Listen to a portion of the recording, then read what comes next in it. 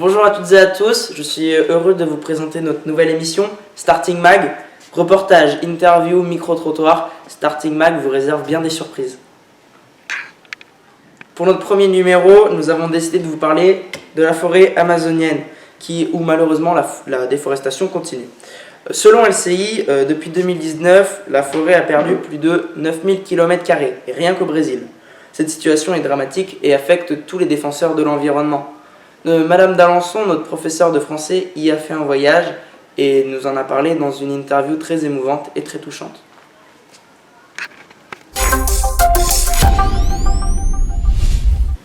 Je suis en compagnie de Madame d'Alençon. Bonjour Madame. Bonjour. Notre professeure de français au collège qui a fait un voyage en Amazonie, dans la forêt amazonienne, donc elle va nous en parler aujourd'hui. Alors tout simplement, expliquez-nous votre voyage, comment ça se prépare, comment ça se déroule, etc. Oui, alors je suis partie pendant 5 semaines, pendant les vacances d'été. D'accord. Voilà. Je suis partie en Équateur. D'accord. En Amérique du Sud, parce que j'avais une amie qui était installée à Quito, la capitale, et j'habitais moi-même à l'époque en Guadeloupe. Donc finalement, c'était très peu de temps de vol, puisque j'avais 2 heures pour aller jusqu'à Miami, et puis à nouveau 3 heures de vol pour faire Miami-Quito. Donc c'était l'occasion rêvée d'être de ce côté-là du monde, et puis de pouvoir découvrir un pays avec quelqu'un qui connaît. C'est encore mieux, parce qu'on peut avoir justement les bonnes adresses, les bons plans, puis on peut nous dire tu peux faire ci, tu peux faire ça. Et justement, elle m'avait dit, ce qui était très intéressant, c'était de faire des treks. Donc voilà, et après on arrivait au cœur de la forêt, vraiment dans un campement très basique, très basique, une sorte de maison.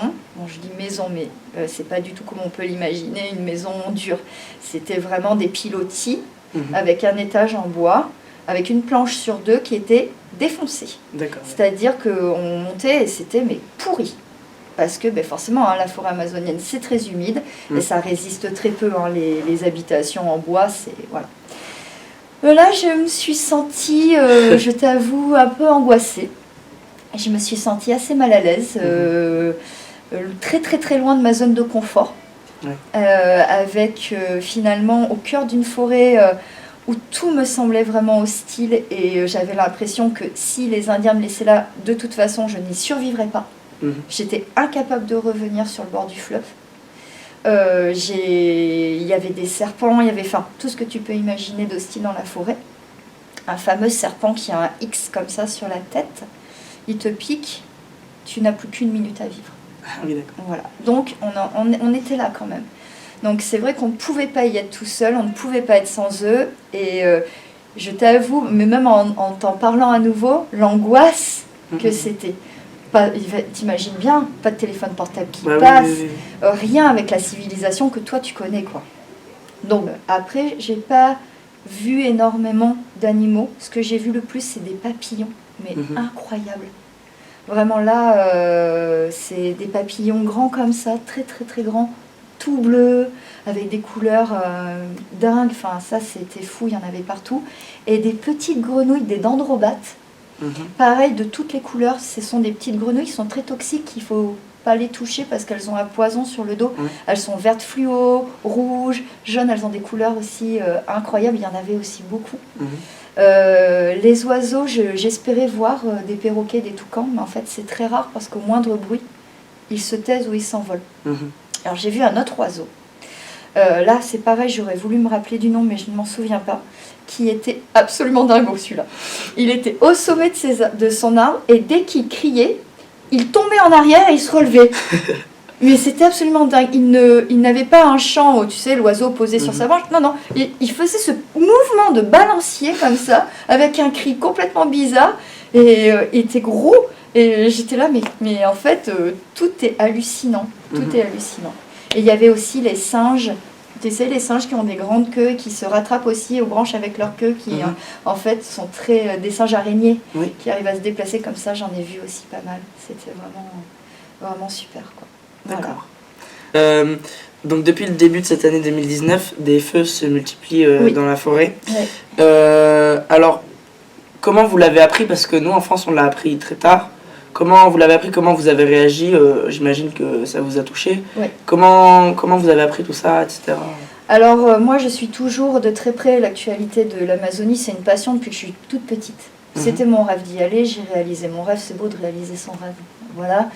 Et donc, je suis toujours de très près l'actualité de ce côté-là de la planète et de l'Amazonie en particulier. Et je savais que depuis très longtemps, et même quand moi j'y suis allée, qu'il y avait de la déforestation. Hein, voilà, ça va faire 40 ans que ça dure, la déforestation, au profit de terres cultivables, pour justement voilà, que les paysans puissent s'en sortir et planter du soja et autres, ce qui est très triste, et qui détruisent la forêt. Donc ça, de toute façon, j'étais au courant. Ils brûlent les terres pour les rendre plus...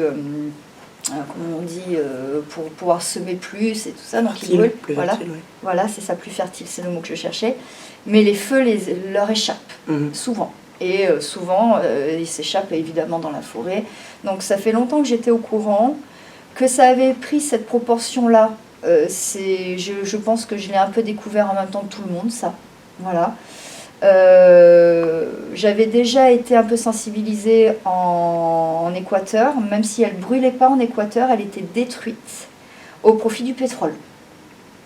Voilà, donc je savais quand même, j'avais vu déjà des parcelles détruites, des routes qui passaient en plein milieu, tu arrives au bord d'une route, tu ne sais pas ce qu'elle fait là, avec justement la création de villages, c'est logique, hein, ça va avec, et qui habitent à côté de la route. Après, il faut les comprendre. C'est aussi la facilité pour eux d'être soignés, d'aller dans un hôpital, d'avoir une école. Enfin, voilà. On ne peut pas leur reprocher non plus aux Indiens sur place de vouloir ça. Voilà. Mais ce ne sont pas eux, bien sûr, qui sont les responsables de la destruction de la forêt. Pas du tout. Ils la protègent, ils l'aiment et ils n'ont pas envie qu'elle soit détruite. Bon, ça c'est autre chose, le pétrole et les incendies, ça n'a rien à voir. Mais elle est détruite aussi, pas seulement pour les incendies et pour faire des terres agricoles, elle est aussi détruite pour un intérêt financier et pour faire des puits de pétrole, il ne faut pas se leurrer. Voilà, donc j'étais déjà bien au courant de tout ça. Évidemment, ça m'a accablée, ça m'a rendu extrêmement triste, et ce qui m'a rendu très triste, c'est que personne ne bougeait. Je me suis dit à un moment donné, personne dans le monde ne prenait la décision d'y aller, d'aller aider, de dire stop, on arrête ça et on laissait faire. Et je sais que c'est compliqué avec le président brésilien actuel. Voilà, c'est compliqué de négocier, c'est compliqué de trouver des solutions. Et bon, j'attendais beaucoup qu'il y ait des interventions. Il y en a eu un peu, mais c'était pas assez rapide et c'était pas suffisant. Voilà. Et après, de toute façon, des incendies, il n'y en a pas qu'en Amazonie, hélas, hein, il y en a aussi à Madagascar, et il y en a aussi en Afrique. Voilà. En Australie récemment. En Australie récemment. On est tous touchés, et si on touche à ça, il ne restera pas grand-chose de nous, en fait, puisque ce sont nos poumons. Si on peut plus respirer, si on n'a plus de forêt, voilà, c'est un écosystème, une faune, une flore qui sont détruits, puis l'humanité entière qui est détruite de toute façon. Voilà. C'est très triste, c'est très difficile. Voilà. D'accord. Donc maintenant, on va changer un petit peu de sujet sur l'Amazonie, etc. Quelle est l'actualité de la semaine qui vous a fait sourire, donc pour remettre un petit peu de joie dans cette interview? Qu'est-ce qui vous a fait sourire récemment, une info? Alors c'est à peu près autour du même thème. D'accord. Et si tu veux, à partir de cet été, en Éthiopie, je ne sais pas si tu as entendu parler de cette action qui a eu lieu, la population a décidé de replanter. De replanter des arbres, puisque l'Éthiopie avait été dévastée et les forêts entières avaient été saccagées, détruites. Et ils ont replanté cet été 350 millions d'arbres. Voilà. Et ils ont réussi. Et là, on est proche des 4 milliards. Ah oui, d'accord. Et c'est le but, c'est d'arriver à 4 milliards. Donc je pense que si l'Éthiopie peut le faire, nous pouvons tous le faire, sincèrement. Si un pays d'Afrique, comme l'Éthiopie, peut se permettre de replanter 4 milliards d'arbres et que toute la population entière se mobilise, parce que c'est ça, tu vois tout le monde planter des arbres, tout le monde, du petit village, tout le monde le fait.